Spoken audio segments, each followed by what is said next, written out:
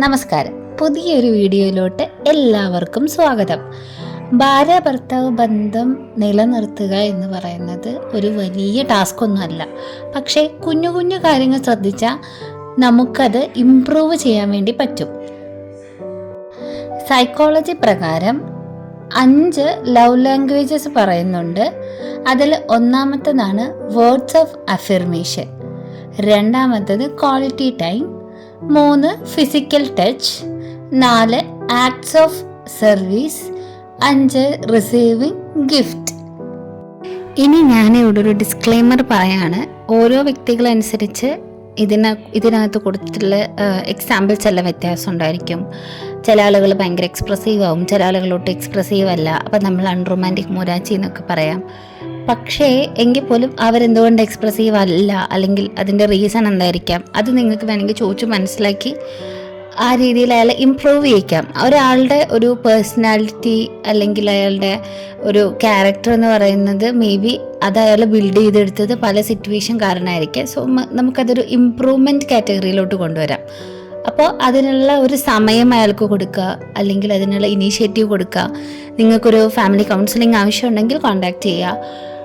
അല്ലെങ്കിൽ ഒരു family council നിങ്ങൾ നിയറസ്റ്റ് പ്ലേസിലോ അല്ലെങ്കിൽ ഒരു മടിയും കൂടാതെ നിങ്ങൾ ഇങ്ങനത്തെ നിങ്ങൾക്കൊട്ടും ഒരു കെയറോ അല്ലെങ്കിൽ ഒരു അറ്റൻഷനോ കിട്ടുന്നില്ലെങ്കിൽ, നിങ്ങൾ ആഗ്രഹിച്ചൊരു ലൈഫിൽ നിങ്ങൾ ഹാപ്പി അല്ലെങ്കിൽ തീർച്ചയായും നിങ്ങളൊരു കപ്പിൾ തെറാപ്പിക്കോ അങ്ങനെ പോകണം. കാരണം ഇപ്പം നമ്മൾ ജീവിക്കുന്നത് ഒരു 21st സെഞ്ച്വറിയിലാണ്. സോ ഒരിക്കലും നമ്മളൊരു നാണക്കേട് വിചാരിച്ചിരിക്കരുത്. സോ ഇനി ഏതൊക്കെയാണ് 5 ലവ് ലാംഗ്വേജസ് എന്ന് നോക്കാം. ആദ്യത്തേതാണ് വേർഡ്സ് ഓഫ് അഫർമേഷൻ. ഈ ഓപ്പോസിറ്റ് പാർട്ട്ണറോടുള്ള, അത് ഈവൻ വൈഫ് ഓർ ഹസ്ബൻഡ് ആയിക്കോട്ടെ, അവരോട് നമുക്കുള്ള അഫെക്ഷൻ നമ്മൾ കമ്മ്യൂണിക്കേറ്റ് ചെയ്യാണ്. May be through written or speaking. ഞാൻ സംസാരത്തിലൂടെയോ അല്ലെങ്കിൽ ഞാൻ എഴുത്തിലൂടെ അയാളോട് എൻ്റെ ഇഷ്ടമോ, എനിക്ക് അയാളോട് തോന്നുന്ന അയാൾ കാണാൻ കൊള്ളാം, ഓക്കെ ഇന്ന് നന്നായി ഡ്രസ്സ് ചെയ്തിട്ടുണ്ട്, ഇന്ന് നല്ല ഗുഡ് ലുക്കിംഗ് ആണ്, അല്ലെങ്കിൽ ഞാൻ അയാളോട് ഐ ലവ് യു പറയുകയാണ്, അതൊക്കെ അതിനകത്ത് വരുന്നൊരു കമ്പോണൻ്റാണ്. നമ്മളൊരാളെ പ്രേസ് ചെയ്യുന്നതാണ് ഈ വേർഡ്സ് ഓഫ് അഫർമേഷൻ എന്നുള്ളതുകൊണ്ട് ഉദ്ദേശിക്കുന്നത്. Next one is physical touch. Physical touch എന്നുള്ളതുകൊണ്ട് ഉദ്ദേശിക്കുന്നത് ഒരു ഇൻറ്റിമേറ്റ് അല്ലെങ്കിൽ ഒരു അഫെക്ഷനേറ്റ് ഫിസിക്കൽ കോണ്ടാക്റ്റ് ആണ്. That may be include hugging, kissing, sex എല്ലാം അതിനകത്ത് വരും. അപ്പോൾ നമ്മൾ ചുമ്മാ നടക്കുമ്പോൾ കൈ പിടിച്ച് നടക്കുന്നതായിരിക്കാം, ഇടയ്ക്ക് വന്ന് ഉമ്മ തരുന്നതായിരിക്കാം, ഇതെല്ലാം അതിനകത്ത് വരും. ഇനി മൂന്നാമതാണ് റിസീവിങ് ഗിഫ്റ്റ്.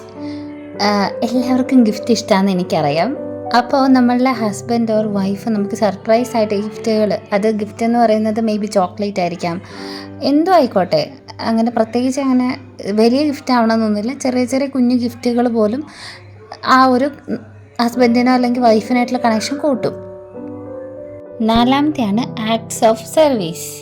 അതായത് നമ്മൾ ജസ്റ്റേഴ്സ് യൂസ് ചെയ്തിട്ട് നമ്മൾ പാർട്ട്ണറിനെ സഹായിക്കുകയാണ്. അതായത് മെയിനായിട്ട് കുക്കിങ്ങിന്, ക്ലീനിങ്ങിന്, അതുപോലെ തുണികൾ മടക്കി വയ്ക്കാൻ, അതായത് ഒരു ഹൗസ് ഹോൾഡ് വർക്കുകൾ നമ്മൾ ഡിവൈഡ് ചെയ്ത് ചെയ്യാണ്. അപ്പോൾ ഈക്വൽ റെസ്പോൺസിബിലിറ്റി ആയല്ലോ. അപ്പോൾ നമ്മുടെ പാർട്ട്ണറിന് അതൊരു ബേർഡനായിട്ട് ഇരിക്കണം എന്നില്ല. ക്വാളിറ്റി ടൈം എന്ന് പറയുന്നത് fully focusing attention on your partner through shared activities, conversations and togetherness. നമ്മൾ ഒരുമിച്ച് യാത്ര പോകുന്നതായിരിക്കാം, സിനിമയ്ക്ക് പോകുന്നതായിരിക്കാം, വീട്ടിലിരുന്ന് സിനിമ കാണുന്നതായിരിക്കാം, എങ്ങോട്ടെങ്കിലും കുഞ്ഞു കുഞ്ഞു ട്രിപ്പുകൾ പോകുന്നതായിരിക്കാം, ഒപ്പം ഇരുന്ന് ഭക്ഷണം കഴിക്കുന്നതായിരിക്കാം, അല്ലെങ്കിൽ എന്തെങ്കിലും പറഞ്ഞിരിക്കുന്നതായിരിക്കാം, ക്ലീൻ ചെയ്യുന്നതായിരിക്കാം. ഇനി ഞാൻ പറയാത്ത എന്തെങ്കിലും എക്സാമ്പിൾ ഉണ്ടോയെന്ന് അറിയില്ല. ഒപ്പം ഇരുന്ന് എന്ത് ചെയ്യുന്നുവോ അതെല്ലാം ക്വാളിറ്റി ടൈമാണ്. അറ്റ്ലീസ്റ്റ് പാർട്ട്നേഴ്സ് ഒരു അങ്ങനെ മണിക്കൂറുകളോളം ഇരിക്കണം എന്നല്ല പറയണത്. നിങ്ങളിരിക്കുന്ന അല്ലെങ്കിൽ നിങ്ങൾക്ക് ടൈം കണ്ടെത്തുന്ന ആ ഒരു സമയം നിങ്ങളൊരു ക്വാളിറ്റി ടൈമായിട്ട് മാറ്റിയെടുക്കുക എന്നുള്ളത് മാത്രമേ ഉള്ളൂ. ഇനി ഇതൊരു ലെക്ചർ ക്ലാസ് ആയിട്ട് എടുക്കാനല്ല ഈ വീഡിയോ ഇവിടെ പോസ്റ്റ് ചെയ്യുന്നത്. നിങ്ങളുടെ ലൈഫിൽ നിങ്ങൾക്കിത് യൂസ്ഫുള്ളാക്കാം. അതുപോലെ ആരെങ്കിലും ഈ ഒരു സ്ട്രഗിളിങ് അല്ലെങ്കിൽ റിലേഷൻഷിപ്പിൽ ഇപ്പോൾ ചെറിയ ചെറിയ വിള്ളലുകൾ തോന്നുന്നുണ്ടെങ്കിൽ നിങ്ങൾക്കിത് പ്രയോഗിക്കാം. ഇത് കണ്ടുകൊണ്ട് നിങ്ങളുടെ ലൈഫിൽ മാറ്റങ്ങൾ വരുത്താൻ ബുദ്ധിമുട്ടുണ്ടെങ്കിൽ തീർച്ചയായും നിങ്ങളൊരു കപ്പിൾ തെറാപ്പിക്കോ ഒരു മറൈറ്റൽ കൗൺസിലിങ്ങിനോ പോവുക. ഒരിക്കലും മടിച്ച് നിൽക്കരുത്. അപ്പോൾ നിങ്ങൾക്ക് നിങ്ങളുടെ റിലേഷൻഷിപ്പ് കുറച്ചുകൂടെ നന്നായി കൊണ്ടുപോകാൻ പറ്റും. മാരേജ് എന്ന് പറഞ്ഞിട്ടുണ്ടെങ്കിൽ രണ്ട് വ്യക്തികൾ തമ്മിലുള്ള ഒരുമിച്ചുള്ള ജീവിതം ആയതുകൊണ്ട് തന്നെ ആ രണ്ട് വ്യക്തികൾക്കും രണ്ട് ക്യാരക്ടറായിരിക്കാം. അപ്പോൾ അത് മനസ്സിലാക്കി അഡ്ജസ്റ്റ് ചെയ്ത് എല്ലാ ജീവിതത്തിലും സാക്രിഫൈസും അഡ്ജസ്റ്റ്മെൻറ്റും മനസ്സിലാക്കലും റെസ്പെക്റ്റും എല്ലാം കൂടെ ഇൻക്ലൂഡ് ചെയ്യിക്കുമ്പോഴേ ആ റിലേഷൻഷിപ്പ് കുറച്ചുകൂടെ ഫ്രൂട്ട്ഫുൾ ആവുമെന്നാണ് ഞാൻ വിശ്വസിക്കുന്നത്. എന്ന് വെച്ച് അതിൽ സാക്രിഫൈസും അഡ്ജസ്റ്റ്മെൻറ്റും മാത്രമായിട്ട് മുന്നോട്ട് പോകുമ്പോഴാണ് ബുദ്ധിമുട്ട്. ദാമ്പത്യ ജീവിതത്തിൽ ആരും അടിമകളല്ല. അതുകൊണ്ട് പരസ്പര സ്നേഹവും സഹകരണവും ബഹുമാനവും കൊണ്ട് മാത്രമേ ആ റിലേഷൻഷിപ്പിൻ്റെ ഫൗണ്ടേഷൻ നമുക്ക്, അതായത് ആ തറ നന്നായാലല്ലേ പിന്നെ അങ്ങോട്ട് പണിതാലും അത് നന്നായി നിൽക്കുകയുള്ളൂ. ആ രീതിയിൽ തന്നെയാണ് നമ്മളുടെ റിലേഷൻഷിപ്പ് അല്ലെങ്കിൽ ദാമ്പത്യം എന്ന് പറയുന്നത്. സോ എല്ലാവരും സന്തോഷമായിട്ട് സ്നേഹിച്ച് ജീവിക്കട്ടെ എന്ന് പ്രാർത്ഥിക്കുന്നു. എന്തെങ്കിലും സജഷൻസ് ഉണ്ടെങ്കിൽ പറയണം. ഈ വീഡിയോ നിങ്ങൾക്ക് ഹെൽപ്ഫുൾ ആയിട്ടുണ്ടെങ്കിൽ ചാനലൊന്ന് സബ്സ്ക്രൈബ് ചെയ്യുക, വീഡിയോയ്ക്ക് ലൈക്ക് ചെയ്യുക. അതുപോലെ എന്തെങ്കിലും സംശയം ഉണ്ടെങ്കിൽ കമൻറ്റ് ചെയ്യുക.